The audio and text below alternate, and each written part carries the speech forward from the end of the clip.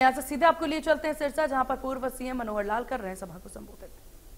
वो सारे गांव हुए अबू शहर तक, कितना ही घूमा उस इलाके में। माधो सिंह आना भी पहले आना हुआ, सिरसा तो बहुत ही आता था।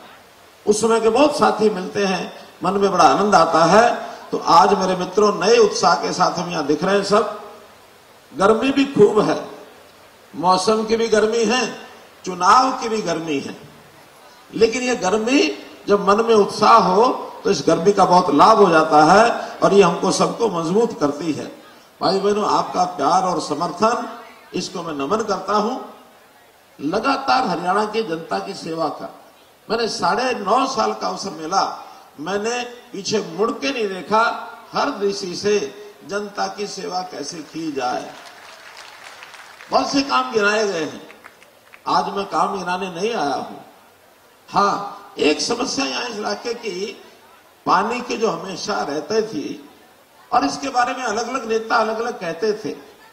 एक आपके नेता के बारे में तो ये कहा जाता है कि थारे अठे का जो नेता चौटाला जी, वो कहा करतो कि पानी ना मांगो बाकी क्या मांग लो।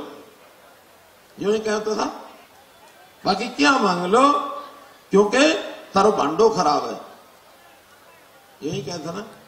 लेकिन भाइयों, अब ये भांडे सही कर दो भाई, कोई चिंता ना करो, सब ठीक कर देगा, सब ठीक कर देगा, चिंता नहीं करो, बस इस भांडे ने ठीक कर दो। इतना ही निवेदन कि आप लोग, क्योंकि हमने यहां चाहे हमारा विधायक नहीं भी था, हमारी सांसद पिछले समय से काम करती रही, बार बार वो कहती भी थी, तो इस इलाके के लिए माइनर हुए, नालियां जो भी खाल हुए, उनके लिए कुछ मांग तो आज भी उठती है कि घग्गर का जो नाले, घग्गर का जो नदी है, उसके आगे के नाले जो उट्टू हेड से आगे के, उनकी सफाई करवा दो। भाइयों, इन सब बातों के लिए इन सब, भाई बैठ जाओ जरा, हमारे इसके बीच में बाधा ना बढ़ो। तो इस नाते से हमने 13 करोड़ रुपया इस काम के लिए सैंक्शन कर रखा है और वो सारे काम आपके होने वाले हैं, कोई कहीं दिक्कत नहीं आएगी। शेरावाली माइनर के लिए भी हमने पैसा भेजा है, शेरावाली माइनर का काम भी ठीक होगा। बहुत सी घग्गर के साथ जुड़ी हुई चीजें, उनको सबको हम ठीक कराएंगे। भाइयों बहनों, आपने आशीर्वाद दिया 9.5 साल का, हमने काम किए, लेकिन फिर भी मैं ये समझता हूं जितना आपने प्यार दिया है, हम तो शायद उसका ब्याज भी नहीं लौटा पाए, उसका मूलधन तो भी बाकी है जो हमने लौटाना है आपको।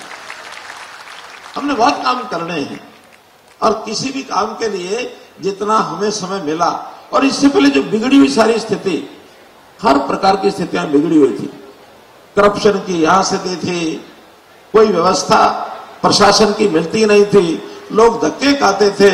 यहां का आदमी चंडीगढ़ पहुंचने में 350 किलोमीटर दूर जाकर के 4-4 दिन 6-6 दिन एक कागची लेके वहां बैठा रहता था। वहां मंत्रियों के घर पर, मुख्यमंत्री के घर पर, विधायकों के घर पर भीड़ रहती थी।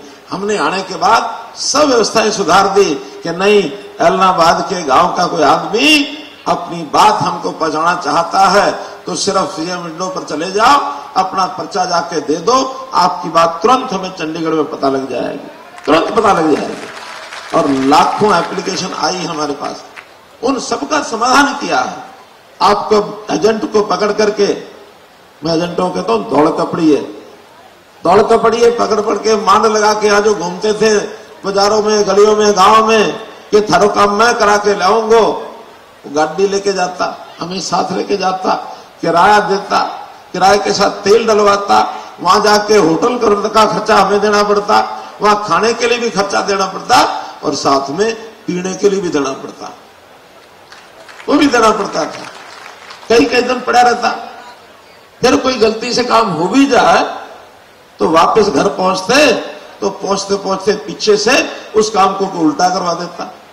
हमारा नौकरी यानी ट्रांसफर हुआ, घर पहुंचे, पीछे से ट्रांसफर कैंसिल हो गया। हमने कहा ये सब धंधे बंद करो।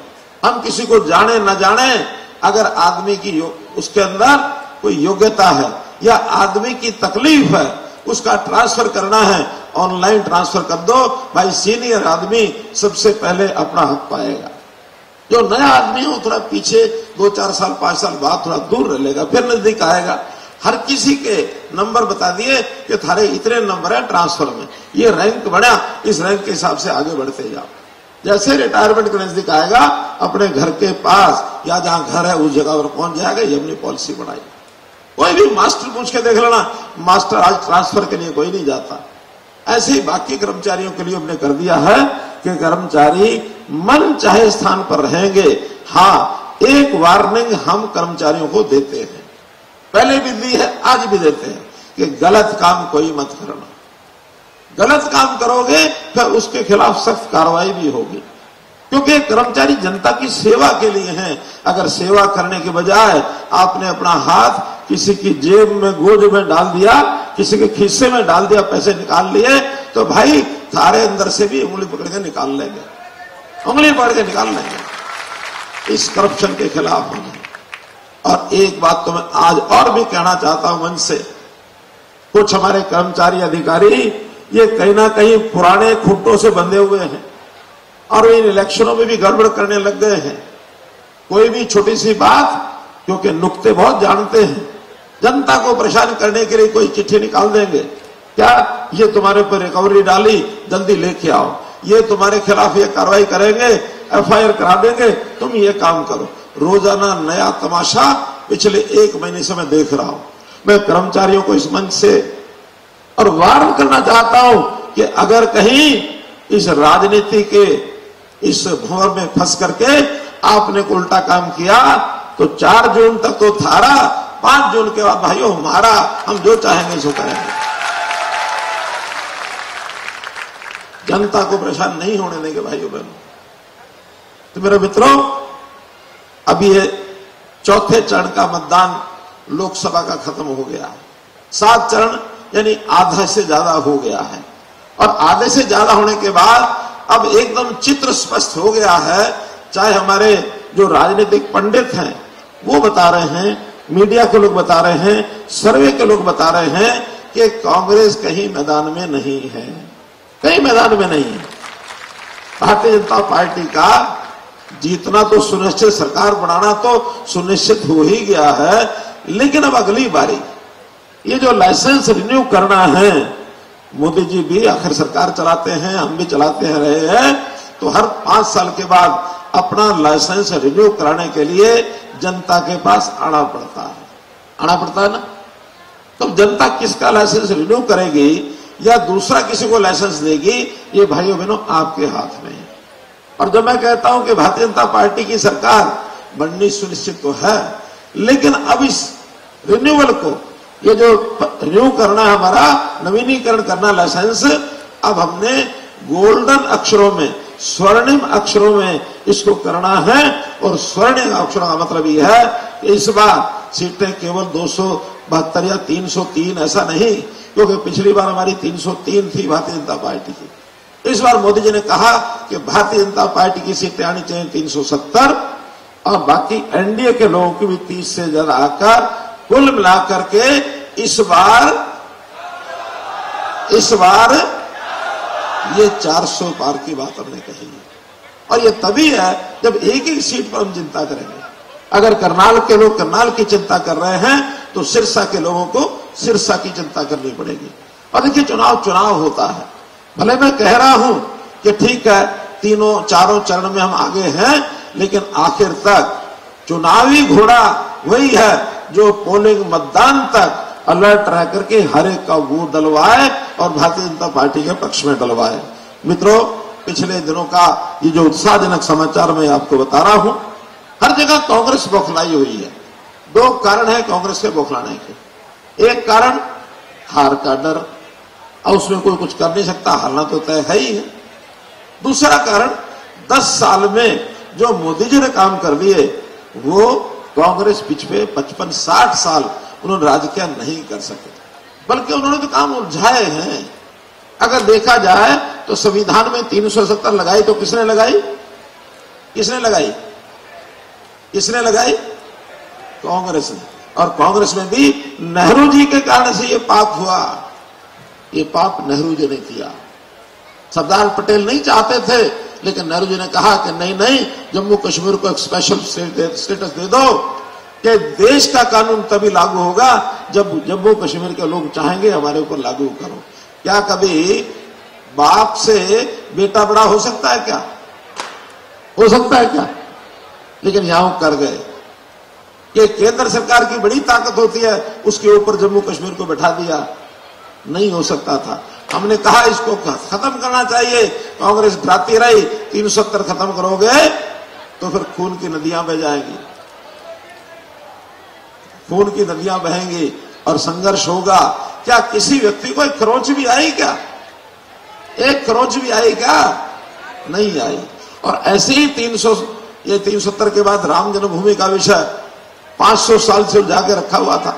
मोदी जी ने अपने वकीलों के साथ बात करके सुप्रीम कोर्ट में अच्छी दलीलें दे करके सुप्रीम कोर्ट का फैसला आया कि अब ये जो स्थान है ये राम जी का जन्म स्थान है, या मंदिर बनना चाहिए। इसका डर भी वही दिखाते थे कि अगर कहीं मंदिर बन गया तो यहां भी खून की नदियां बहेंगी। भाई राम मंदिर का प्राण प्रतिष्ठा भी हो गया है, क्या आई किसी का खरोच? नहीं आई। ये मोदी जी का काम करने का तरीका। मोदी जी कभी भी हड़बड़ी में काम नहीं करते। हाँ, मोदी जी जो मुंह से कह देते हैं वो पक्का डिसीजन होता है, निर्णय होता है, पीछे मुड़ के भी नहीं देखते। वो कहते हैं जो करूंगा देश के हित में करूंगा। वो अपने परिवार के लिए, अपने लिए, बच्चों के लिए, किसी के लिए काम नहीं करते। वो करते हैं देश के लिए करते हैं। उन्होंने परिवार माना तो देश को माना है। ये कांग्रेस के लोग बड़ी उनके साथ मजाक में या कहो चिढ़ाने के लिए कहो या किसी प्रकार से आलोचना करने के लिए, क्या तुम्हारा तो परिवार नहीं है मनोहर लाल, तुम्हारा तो परिवार नहीं है। हमने भी कुछ महीने चुप करके सुना और बाद में मैंने जवाब दिया। मैंने कहा देखिए, हरियाणा के 2,82,09,695 लोग ये मेरे परिवार के सदस्य हैं भाइयों, ये मेरे परिवार के सदस्य। मुझे चिंता है तो इनकी है। इसलिए भाई बहनों, मोदी जी ने जितने काम किए हैं उस काम में जब ये सुनते हैं तो परेशान हो जाते हैं। जब इनसे बात की जाए गरीबों के घर की, परेशान हो जाते हैं। नल हो, चाय हो, गैस हो, बिजली हो या घरों में शौचालयों की बात हो, ये परेशान हो जाते हैं। बेटी बचाओ बेटी पढ़ाओ की बात करो, स्वच्छता अभियान की बात करो तो ये परेशान हो जाते हैं मित्रों। और अब और कुछ नहीं बचा तो अगर इनको राम राम कह दो तब भी परेशान हो जाते हैं। इनको राम राम कह दो तब भी परेशान हो जाते हैं, क्योंकि इनका मानस जिस प्रकार से खराब हुआ, और खराब भी क्यों ना हो, क्योंकि कहने लायक कुछ है नहीं उनके पास। और जब जनता मुकाबला करती है, जनता पूछती है कि भाई ठीक है, इधर तो मोदी जी हैं देश के प्रधानमंत्री, और भाई तुम जीत भी जाओ, पहले तो बात कोई है नहीं सवाल जीतने का, लेकिन अगर कल्पना करके जीत जाओ तो बताओ तो सही तुम्हारा कौन है? फिर कभी लालू का नाम आएगा, कभी भालू का आएगा, कभी राहुल का आएगा, कभी चुन्नू का आएगा, कभी मुन्नू का आएगा, पप्पू का आएगा, ये नाम आएंगे। कौन है तुम्हारा दूल्हा? बताओ तो सही, देश पर राज कौन करेगा? डरते हैं किसका नाम ले, क्योंकि एक नाम लिया नहीं तो दिल के टुकड़े हुए हजार, कोई यहां गिरा टूट जाएंगे। इनके यहां कुर्सी को कायम रखने का भी साहस नहीं होता, तौर तरीका नहीं होता। इनके यहां कोई मनोहर लाल नहीं है कि 11 तारीख को बैठ के मंत्रिमंडल की बैठक बुलाएंगे और 12 मार्च को उठा के इस्तीफा दे देंगे, दोपहर को मंत्रिमंडल बुलाएंगे और अपने हाथ से नए मुख्यमंत्री का चयन करेंगे, उसकी शपथ करा देंगे 13 तारीख को, और सदन में विश्वास मत प्राप्त करके और मनोहर लाल खुद अपनी सीट से इस्तीफा देके नायब सिंह सैनी आके चुनाव लड़ो। इनके यहां नहीं है ऐसा। भाई बहनों, दम चाहिए और उसमें जज्बात भी चाहिए। उसमें भला क्या है, बुरा क्या है, देश का नुकसान क्या है, लाभ क्या है, ये सारी बातें सोचते हैं। तो इन लोगों ने जो खिलवाड़ किए हैं, जो गलतफहमियां पैदा की हैं, अभी और कुछ नहीं तो एक ही बात ध्यान में इनको आई कि ये कहना शुरू कर दो कि भाई सरकार तो 272 में बन जाती है, कांग्रेस 400, भारतीय जनता पार्टी 400 की बात क्यों करती है? अब इसका क्या सवाल जवाब है? भाई हम चाहते हैं पहले 303 थी, इस बार 400 पर आएंगे या 370 पर आएंगे, तो देश में मजबूत सरकार बने। जितनी ज्यादा मजबूत सरकार होगी दुनिया में उतना सम्मान भारतवर्ष का बढ़ेगा, भारत के साथ उनका संबंध बढ़ेगा, भारत की बात मानेंगे। हालांकि आज भी दुनिया में कहीं भी कुछ हो जाए, बड़े से बड़े देश के राष्ट्रपति मोदी जी को फोन करते हैं कि मोदी जी संकट है, बताओ क्या करें। यूक्रेन की रूसिया की लड़ाई हो गई, उस लड़ाई के अंदर मोदी जी ने दोनों राष्ट्राध्यक्षों को फोन किया कि आप लोगों को 24 घंटे युद्ध विराम करना होगा। करना होगा, हमारी मर्जी करे ना करे, नहीं करना होगा। मोदी जी ने कहा करना होगा। क्यों करना होगा? कि हमारे 22,000 बच्चे यूक्रेन में फंसे हुए हैं, हम जब तक वो नहीं निकाल लगे तब तक आप युद्ध नहीं करेंगे। उनको मानना पड़ा, उनको मानना पड़ा। और बल्कि इसी कारण से दुनिया के और बहुत देशों के बच्चे यूक्रेन में गए हुए थे, लाखों बच्चों की जान बची, सबने बच्चे निकाल लिया। आज अमेरिका जैसा देश भी जब संकट में फंसता है, मोदी जी से सलाह करता है। और अगर हमारी ये सीटें और बढ़ के आएगी तो अगर मोदी जी का कद बढ़ेगा तो इस देश का लेवल ऊंचा उठेगा। मित्रों, देश आगे बढ़ेगा। तो हम देश के प्रति काम करने वाले लोग हैं। प्रधानमंत्री ने 10 साल में इस देश का जितना मान बढ़ाया उतना उससे और अगले 5 साल में इससे ज्यादा बढ़ाएंगे। आज मुझे एक पत्रकार पूछ रहे थे, पिछले 5 साल में ऐसी क्या खास बात हुई है कि आप पहले से ज्यादा मांग रहे हैं? हमने कहा मैं बताता हूं।